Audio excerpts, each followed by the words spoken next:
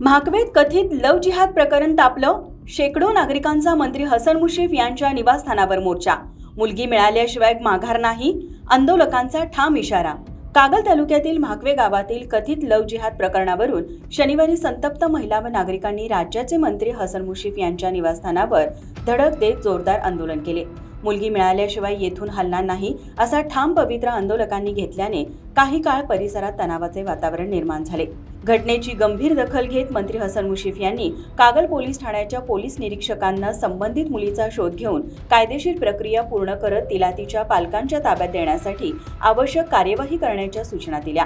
यानंतर आंदोलकांनी कागल पोलीस ठाण्यासमोर ठिय्या आंदोलन सुरू केले. यावेळी नवीद मुश्रीफ, अमरीश घाडगे आणि मनोज फराकटे यांनी उपस्थितांना शांततेचे आवाहन करत पालकांचे जबाब नोंदविण्याची प्रक्रिया सुरू असून सर्व कायदेशीर बाबी पूर्ण केल्यानंतर पुढील निर्णय घेतला जाईल असे सांगितले. मुलगी पालकांच्या ताब्यात मिळाल्याशिवाय आंदोलन मागे घेणार नाही असा निर्धार आंदोलकांनी व्यक्त केला असून संपूर्ण प्रकरणावर पोलीस प्रशासन बारकाईने लक्ष ठेवून आहे. शाहू न्यूजसाठी विशेष प्रतिनिधी सर्जेराव भाट, मुरगुड. अशाच नवनवीन बातम्यांसाठी शाहू न्यूजला सबस्क्राईब करा. धन्यवाद.